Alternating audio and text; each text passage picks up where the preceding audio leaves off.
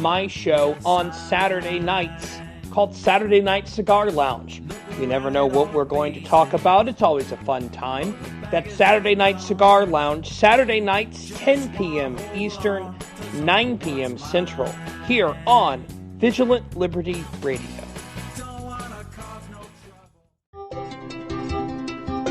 At Independent Journal Review, we publish news that is objective, fair, and entertaining. As one of the top websites in the United States, it's our duty to bring the absolute best to our readers. Readers like you. IJReview.com, your number one source for news and entertainment.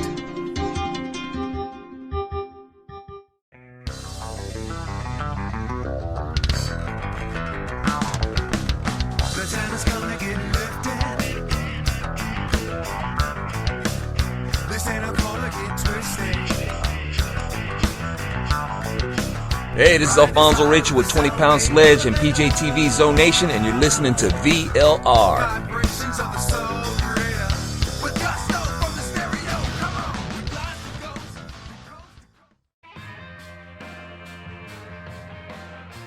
Hi, I'm Dustin Hoyt with America Our Way, and you can hear me right here on Vigilant Liberty Radio at 10/9 Central on Thursday nights. We bring you the best in political commentary from the right-wing, conservative, libertarian perspectives coming together and bringing the best content on the internet. Be sure to tune in every week for your favorite shows. Follow us on Facebook and Twitter.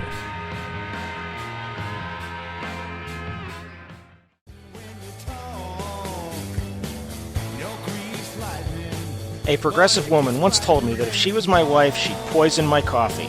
I told her if I was her husband, I'd drink it.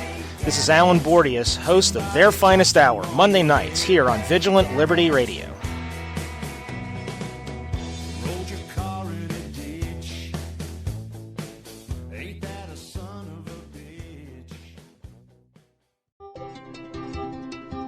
At Independent Journal Review, we publish news that is objective, fair, and entertaining. As one of the top websites in the United States, it's our duty to bring the absolute best to our readers. Readers like you. IJReview.com, your number one source for news and entertainment.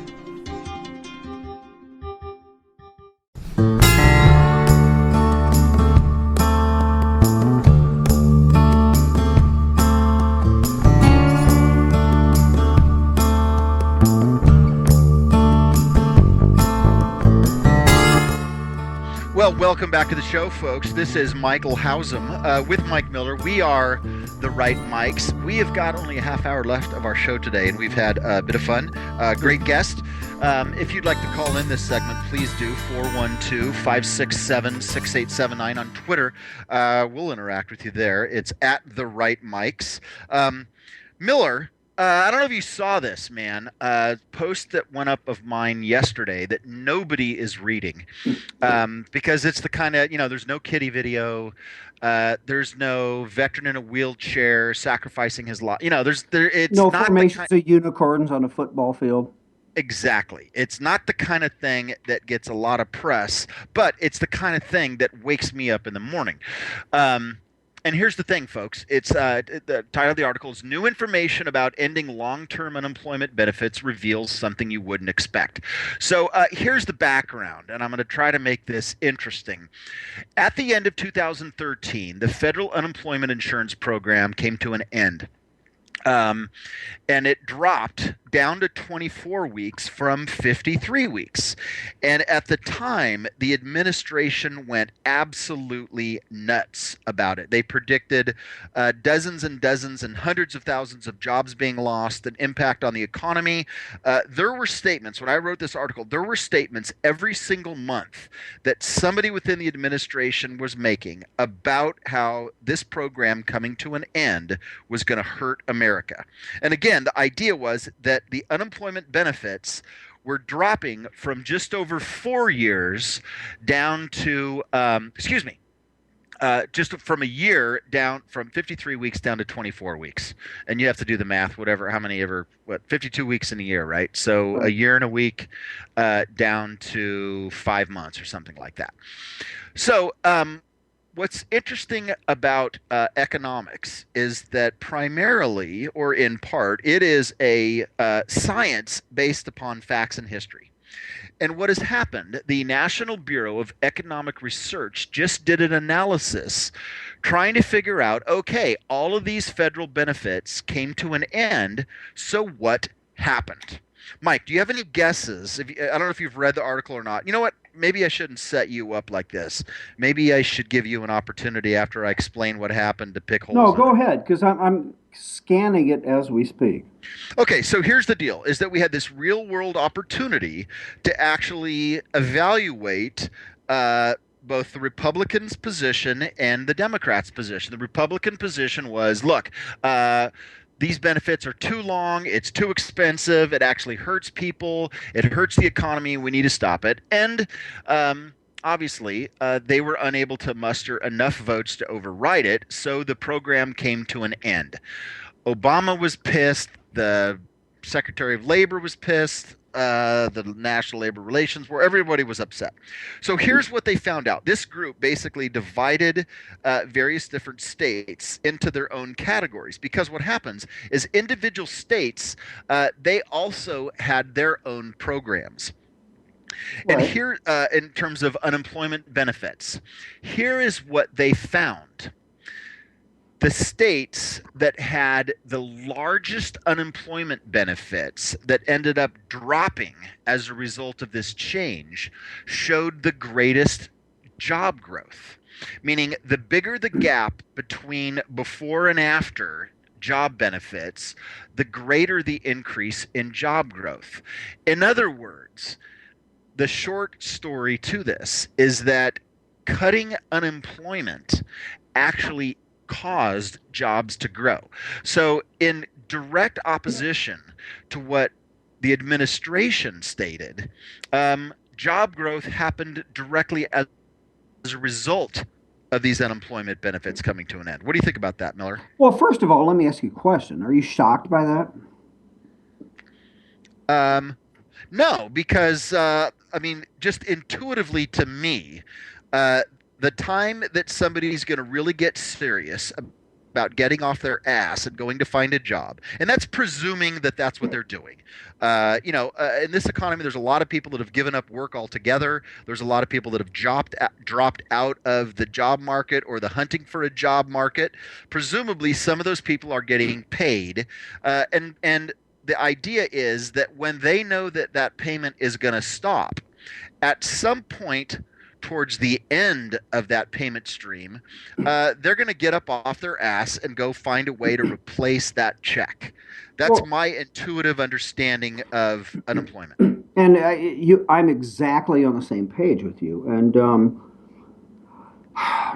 setting aside the fact, which is integral to this, not setting it aside, but just a comment, we are at a record 36-year low in terms of the number of Americans, the percentage of Americans who are work-eligible Americans who are no longer in the workforce. We're between 92 and 93 million people who, for whatever reason, you described some of them, are no longer even looking for a job, okay?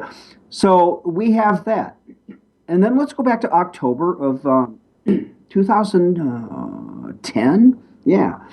Memory housing for a 147-year-old guy. Obama suspended the work to welfare requirement in October of 2010. Within 10 months, less than a year, the number of the number of adults on unemployment, on welfare in this country doubled. Think about that. That is, again, a housing word, but that is staggering when you really think about that. Within 10 months, he doubled, by that direct action, the number of adults in this country on welfare. Right. And here's the thing about this that's exciting to me, is that the both on the statistic that you just gave and the results of this analysis that I wrote about, is that lots of policy arguments are made from a feelings and a gut instinct standpoint. Well, lots of policy decisions by liberals are made on feelings and gut instinct. Yes. Yeah. That in my opinion, that's an important add, perhaps even redundant. But what this does for conservatives is this actually gives a factual refutation. If a lefty says, well, oh my God, if we cut unemployment benefits, that's less money going in the economy, that's people that are going to be harmed. Imagine the difficulties that are going to happen. A conservative can say, well, actually, as a result of this precise thing happening, December of 2014, in early 2015, we were able to demonstrate and see that over the course of 2014, everything that you are just saying right there may have been true on an anecdotal basis, but overall, it actually helped job growth because people were either willing to take jobs that they weren't willing to take before, or they went out and actually found jobs when they weren't even looking in the first place. Right. Either of those two things happened because those paychecks, those government welfare checks stopped. Okay, so I'm listening. You get yourself worked up, but here's where you're both naive and screwed, because you're presupposing that liberals, the left, gives a damn about anything you just said, as it relates to, again, facts, data, and reality. Because back to your previous statement, this is about emotion, dude. This is about the way things ought to be. So, yeah, it's fallen on deaf ears. Well, be that as it may, that may be true. However, here's the thing: is that when all the polls this last election, the economy and job growth were way at the top of the list of the things that carried. Exactly. They were number 1, 2, and 3. Exactly. Right. So if unemployment was at 3% and GDP was growing at 5% a year, these kinds of discussions would be totally lost in the woods. But as this is an important issue for Americans, thinking in the context of the presidential election that's going to begin. Sure. I think people will pay attention to this sort of thing. And it makes sense. I mean, of course it makes sense, and I hope you're right. And I just think the environment is one that this kind of conversation actually would be something that will have an effect. And I do want to say this. We could probably argue about whether or not people that are actually helpless need a hand up. Or is there some sort of room? I don't believe so, but some sort of room for some sort of unemployment check or whatever. We could probably argue about that. Listen, I don't think we need to argue about that. And I've said this for a long time, and I suspect that you feel the same. We have a moral responsibility in this country, not just an economic responsibility. We have a moral responsibility in this country as America to take care of those who cannot take care of themselves. For some, it's a short time. For some, it's life. But we have no responsibility, nor should we take care of those who will not take care of themselves. So I think you and I are probably on the same page on that. Yeah, and as Dennis Miller always says, there needs to be a dividing line, which there is not right now. There needs to be a dividing line between those that are helpless and those that are clueless. Well, exactly. And again, I would, those who willfully, and this is why this this whole notion of unemployment benefits and how long they last and when they're cut and what Obama did in 2010, as I mentioned, I mean, this is why this is important, because there is a segment of this country, and it's a growing segment in Obama's America, I might add, people who think that the government, and again, we talked about this yesterday as it relates to when we say the government, it's the rest of us, it's the earning taxpayers, that we owe them. We need to take care of them. There is a growing mentality of this whole nanny state, entitlement state thing out there, man. Yeah, no, that's absolutely right. The idea that somehow you are entitled to the benefit of somebody else's labor. You know, and this is something Soule and Williams